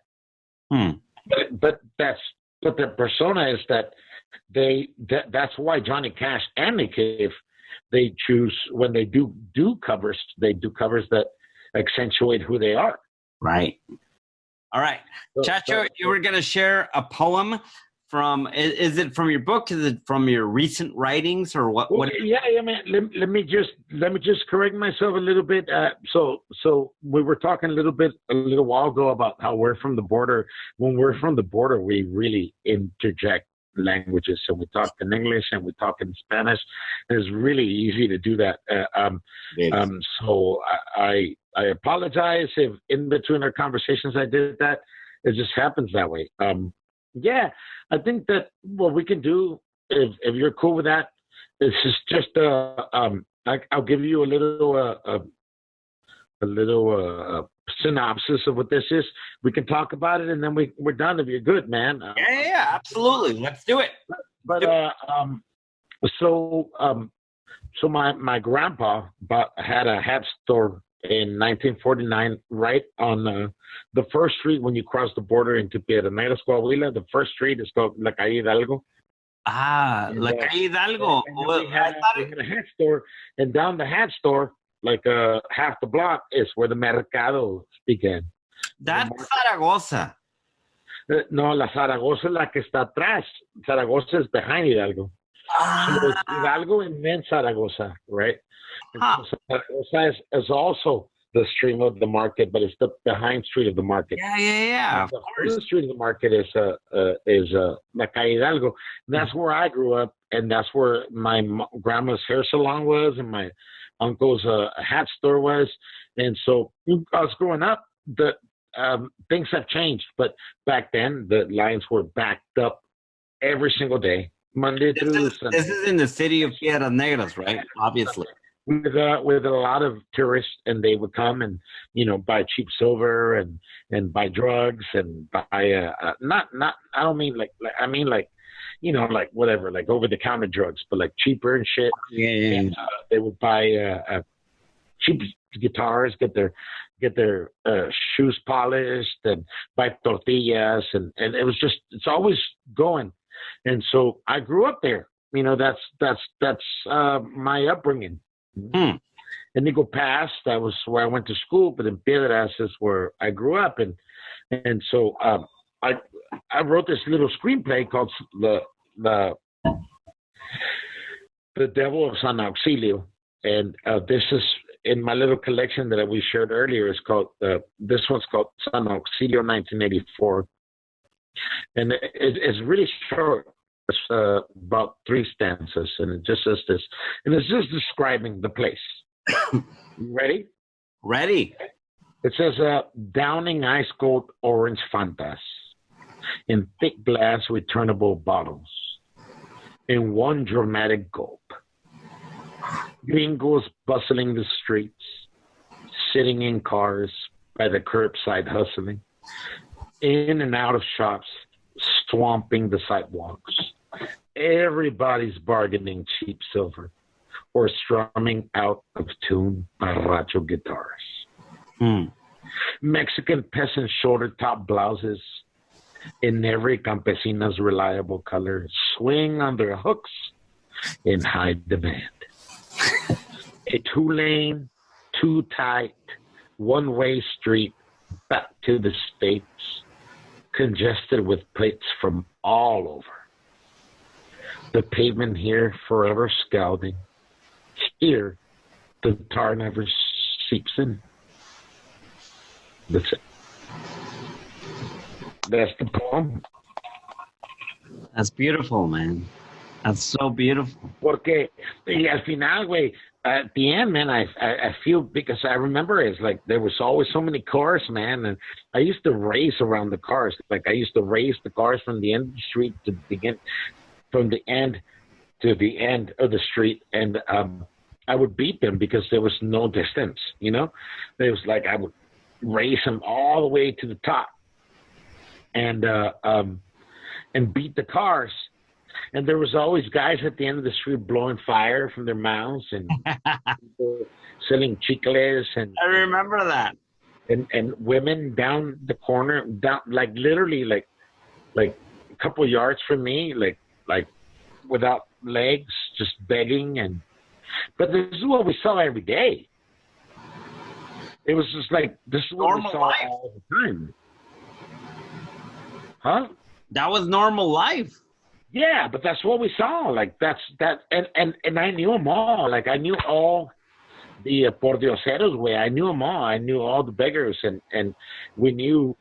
My grandma used to have a those little spray cans for like their hair because she had a beauty salon, and we used to fill one up with water, and we'd chase one of the kid beggars that was there because he hated water, and we would chase him with the water, and he would run, and we would chase him. We were mean, and then he started kicking our ass. And he would kick our ass, man. And so, man, you got me into this podcast. So I got to read to you this. So watch. So, and you can take whatever you want out. But this third one is the same thing. It's like it's all about this experience. And do you remember Pulgarcito, the little boy? Of course, man. Pulgarcito. But explain to American audiences what that is. Well, Tum Tum maybe, like Tum Tum kind of kid, like Tiny Tim, or Tiny Tim, yeah, or Tiny Tim. But when we were kids, there outside of my grandma's house, these people always around, always dragging and drunk, and always all times of the day, man, always out there at the house. And there was this guy named Mundo. And I titled this one Mundo at first, but then I titled it Pulgarcito because I put myself in the picture and I titled it that. But so this is what it says, and so it says this. It says piss and pints of pulque. And pulque is that it's a regular drink. Mexicano drink, and it's it's a peasant drink, really. Piss and pints of pulque. A cantankerous scar crowns his scalp. A lesion healed in home remedies. From bedraggled gray geese who love their mezcal more than their children, I've instinctively recognized his stout scent using only fancy. So I've recognized him only using my fancy because of all the examples I've had before me. And then it says, the record store by the traffic light se llamaba, ¿te acuerdas cómo se llamaba? This jockey or no? Dis cojones. Dis cojones. Dude, of course. So the stanza says this, the record store by the traffic light from a glitching public address speaker sporadically soundtracks our ventures. Louis Prima egging on our pranks and jollies. So Louis Prima singing along while we're pranking and jollying, right? We hook a peso to a fishing line. We gather around to watch tourists bend for a bill. We pull whimsically. We hide behind the shrub hedges and rough iron fence, landing in unimaginable laughter. A true Gruffalo in Minerva belt bumbles down our cathedral's nave, and we, us, four fickle altar boys, callow, in the middle of our Friday tomfooleries and hopple my thumbings, we wait. Exhaust clots everyone's great cerebral vein. Fumes cloak any basking in what I know now find picturesque. Boldly, I among the rest, I dare out of the truth, heedless of my repercussions. I toss a fuchsia 1,000 pesos right across the fuddling and watch him fall for it. Mundo, the old drunk, drives his arm through the rail at me. The other scram. He pulls me from a thick batch of my hair, slams an empty Cuervo pint on my noggin, and he flees. Así se acaba. And he flees? And he flees. Oh, man, that was beautiful. Pero en ese entonces, man, so so I was the same picture I was painting you about that street. We kids, we used to hang out, and we used to hide behind the bushes, and we used to throw $1 bills or sometimes pesos, and we used to hoop them with the fish lines. Right. We used to throw them because people used to always walk down the sidewalks, and then when they would bend over to get the bill, we would pull it. And one time, and we all knew about Mundo, and Mundo, nobody would fuck with Mundo, but one day, we fucked with Mundo, and it was me. I decided to throw the bill out there and throw it on Mundo, and Mundo was coming down, suddenly, down the old sidewalk, man. And all the kids, I remember they telling me, "Fuck it, don't fuck with Mundo, dude, because he's fucking crazy." Because he had a big old gash on the back of his head, man. Like the guy was fucked, man. And he did it. And once I fucked with him, he reached over and immediately grabbed me from my hair, and everyone scrammed. And wow, when everyone scrammed, he pulled me towards the gate, towards the fence, and he slammed me with this fucking bottle. I don't know if it was bottle of Cuervo, but that's what I wrote. I just wrote bottle of Anticuervo, you know. And I wouldn't think that Mundo would have slammed me with a full bottle of Cuervo, you know. So I thought it was an empty bottle of Cuervo, and he smacked me and fucked with me, and he scared me. Huh. It's a cool little memory, you know. Chacho, why the fuck? Why do you think that poetry, why do you think art in general is important to humanity? Humanity? Why do you think poetry is important to humanity? Art is important to humanity. Why? I don't know, man. I think you know. Tell me. No, I don't know. I think that you and I and everyone else we're all succumbed to everything that came before us. We have rules and we have regulations that come before us through our country and through our religion.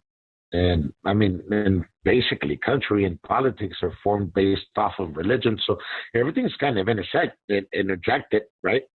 No, I don't think that's right. Yes, I know. And then I think that what poetry is this, man. I think that poetry is just a man that, or a woman that can just be. It's weird that you asked me this because I've never tried to. Like, I hate it when you ask me this, but I like it at the same time. No, I like it because like I'm trying to find the words. It's just like trying to feel. Here's how it is. I can't. I'm going to say it like this.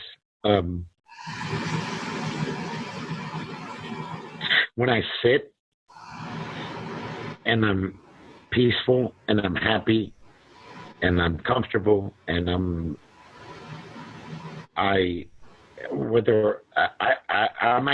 be upset, I might be unhappy, and I might be hurt, but when I'm in a certain place,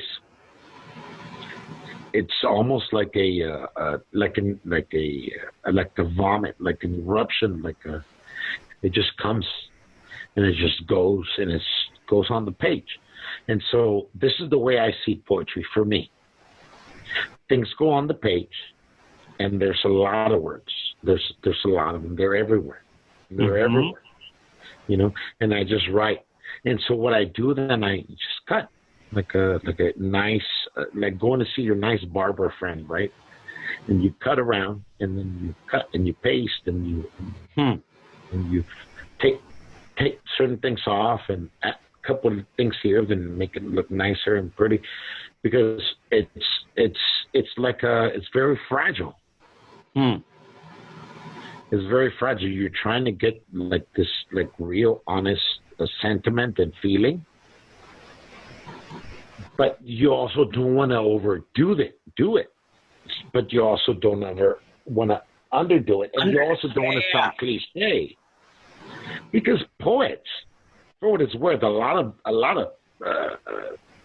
artists or artist types are, man. I mean, they're fucking, pretentious, and there's some bullshit to that, because really,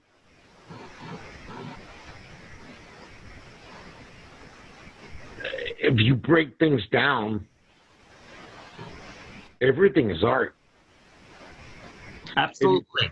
Everything is art. Like in one of my poems in that book, in Songs of Depraved Sensuality, I talk about the wabi-sabi.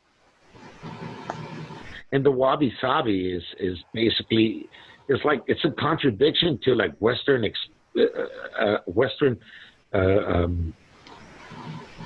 interpretation of what art is, which is this. At the end of the day, let me finish because I'm going to lose my train of thought. And it's basically this, that you find beauty in everything that you would normally not find beauty in, like Ricky is given by his girlfriend, right? Like a vase or a vase, right? With a rose, and the vase is cracked, and Ricky sees the flower being beautiful, but he also sees the effort that she put because the vase is cracked. And so the beauty's in the crack. The beauty's in the effort, not in the goddamn fucking rose, man. I mean, like there's things to be had, there's things to be seen and things to be heard that we don't look at all the time. I mean, the other day I was driving over to my father's, and I noticed there was a temple down on the other side of the street, and I was like, how have I never seen that temple? I don't even know what fucking denomination that's happened to me. Yeah. Have I never seen it? Like, I drive through here like 250 million times. I've never seen it. Why, bro? Why? Look, at the end of the day, I think that whether art or poetry or whatever you want to call it is whatever people call bad poetry or bad art is when it's all about themselves. When it's all about I'm talking about myself and I want to appear chingon and I want to appear right. But beautiful. That's awesome you said that. But beautiful art is when it's about you. When you can totally identify and relate with your experiences with the person that's saying that. And a clear example is Vincent van Gogh and his paintings about his ear being chopped off and him painting. And even though it's about a painting about himself, a self-portrait, like that's a selfie right there. Like it's a selfie, but it's the ultimate selfie because you can see his hurt. You can see his love. You can see. Do you think that his humanness? But I think that's great that you're saying that. So what you're saying is this, and I think that's what I'm missing is like, are you saying that an artist has to be in a sense, with all bullshit aside, egotistic? So Van Gogh, right? Van Gogh is a painter. He paints, right?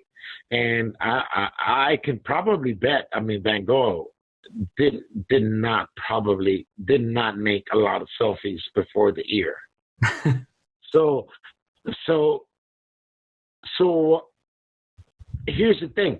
Like, I always try to tame my ego. And it's hard to tame your ego when you're an artist, right? When you're a poet or when you're a musician, right? Right. Like, I know I try to tame my ego. Okay. My ego can go far. Like, my ego is another being, man. So Van Gogh, like, by him, his first selfie, that's an ego trip, ain't it? It is. Fuck yeah, it's all about him. Kind of. But at the same time, he's valuing himself, and he's really cognizant of the fact that everyone values him. No. Yeah, of course he is. No. If he's doing it, dude, like, come on, like, I would never, if I was a badass artist, right? If I was a badass artist, and everyone knew my art, right? Everyone knew my art. Right. And made a self-portrait of me. Why would I do that? I would do that because I knew everyone would be like, fuck, Chacho just made a fucking self-portrait of him. Let's look at it. That's why he did it? I don't think that's the point. No, I'm not saying that's the point. I'm not trying to discover Van Gogh. I'm just having a badass conversation with you about that shit. Like there's an egotistic thing in artists. Like an artist, this is what Brooke tells me. She says, you gotta sell yourself more. You gotta talk about yourself more. And you're good at that. Like, but I'm not good at that. I'm not good at that.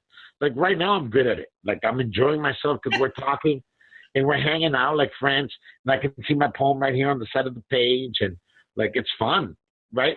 But outside of that, like, I can't be like, hey, look at me, I'm Chacho, read my next poem, you know? Like, I can't do that part. Okay. Like, Pause right there. Pause right there. Pause that thought. I think that what you're experiencing is that someone else, being me, is giving importance to you. Now, that doesn't say anything, but I think that whenever I share my stuff, whether it be the Fearless Speaker the Fearless Speaker course, being that my music, like, I share it, be it that my poetry, I share it, be it whatever the fuck I want to share, I feel that it has a shitload of importance to me. yes. And I share it with other people. Just as, like you, I feel you're very important in my life, as selfish and egotistical. And Why? Oh, I get it. No. You're very important because you care about me, but that's not the point. The point is that I even care about my own writing and my own, and I do get it. Like, yes, it's egotistical, and yes, I am talking about me, but when you go beyond yourself, when you go beyond what is like, oh my God, I'm so cool, and I'm like the greatest fucking shit ever made, and whatever the fuck, like, assholes do. Like, I think when you feel that it's about your audience, and that when it's about, I don't like, I think I'm kind of cool, but I don't think like I'm super cool, like Elvis and shit, or Johnny Cash. Like, I think I have like some sort of cool, but I'm not convinced. I'm not convinced about myself. Like, Ricky, you're not doing a really good job about that. But my mom. Oh no, seriously, but that lack. You're having this conversation. No, but cool. I like this going, dude. But that lack of coolness is going somewhere, because I like to share, because my humanness, I think, is what's more cool. Like, I don't really give a shit about me being the Fonz or being like, I don't give a shit. Like, I care about my love. Like, look, can I share a poem with you? See. I'm going to share, this was totally not expected, but I'm going to share a poem with you that is called Without Love, okay? Without Love, and I'm going to put propagandy. And these are lyrics to a song. But, okay, it goes like this. All in nature ends in tragedy, and I was the first to finally fade away from my grandfather's memories. And how long until the day my memories of him finally fade away, dissolving into gray. Now, is breathing just the ticking of an unwinding clock, counting down the times it takes for you to comprehend the sheer magnitude of every single precious breath you've ever wasted? I did everything I could. I bargained with the universe to take my life instead of hers. But no amount of money, drugs, or tears could keep away her here. What purpose did her suffering serve? Is breathing just the ticking of an unwinding clock, counting down the time it takes for you to comprehend the sheer magnitude of every single precious breath that you've ever wasted? So much misery, so much indifference to so much suffering. We can become tempted by appeals to hatred. This world ain't nothing more than what we make of it. Revenge ain't no solution to the inevitable pain every single one of us must face in losing the kindred spirits in our lives. Like lives so brief, so disappointing, so confusing. As Crony slipped away, I held her in my arms, reduced to, please don't leave me. What will I do? But this cosmic sadness is just here to remind you that without love, breathing is just the ticking of. And all of that shit. So there's no ending. Breathing is just a ticking off. Well, I mean, the chorus of the song is breathing is just the ticking of an unwinding clock, counting down the times it takes for you to comprehend the sheer magnitude of every single precious breath that you've ever wasted. So all of that amazing, beautiful words and feeling was all written about the cat that he lost. Wow. And it sounds like it just came spontaneously, man. I have no idea. I did not write that poem, but it's one of my favorite songs in the whole wide world. From Propagandy, a punk rock group from Canada. And when I read that, I was like, holy shit, these guys are deep. And they are deep. And Chris Hanna, who wrote that those lyrics, wrote that about his cat that was dying. Fuck, really? That's some deep shit, man. And I totally related to that. And I guess... Did you relate to that thinking it was a cat, or did you relate to that thinking it was love? Just love. Like the first time I heard it, and even right now I hear it, I don't care about the cat. I had no relation to the cat. As much as I know, I fucking hate cats. And cats are cats. And it's all about the love that you as a person feels about something or someone or even yourself. And I think that that's what's cool about it, that we all can relate to that love. And that's all I have to say about that.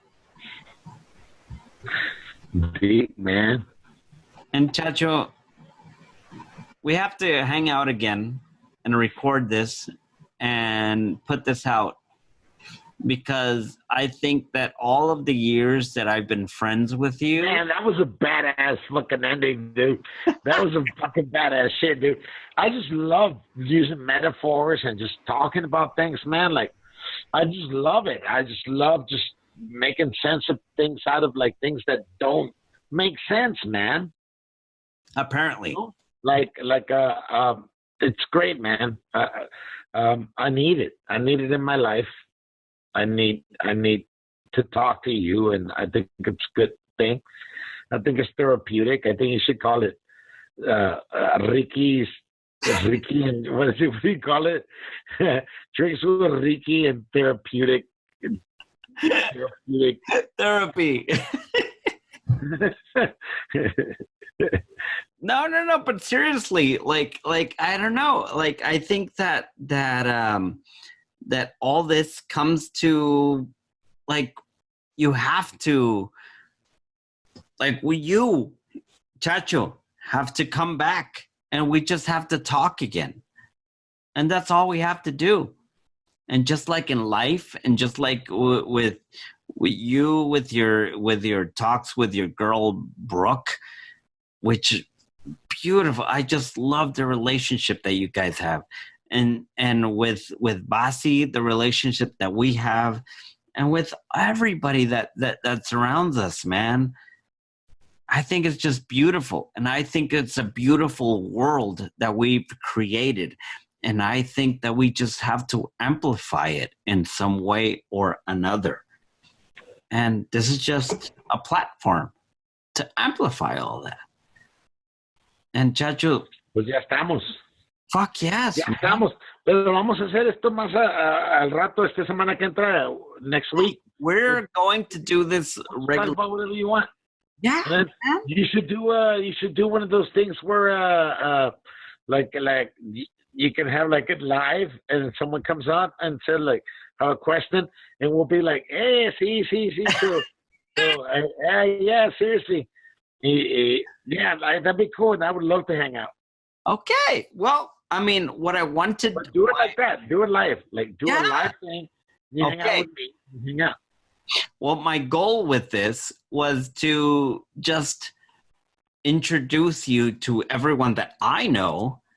And so hopefully that everyone that I know is just like, hey, pinche Chacho, he's a cool fucking guy. Yeah. Well, what I should do tomorrow is I'll send you whatever. I forgot what I read, but I'll send you like the poems so that we can just like put them on your little thing. Yes. All right, Chacho. Well, you know that I love you very much, and we'll be back here on Drinks. All right. Se la comes. I love you, cabrón. Okay, bye.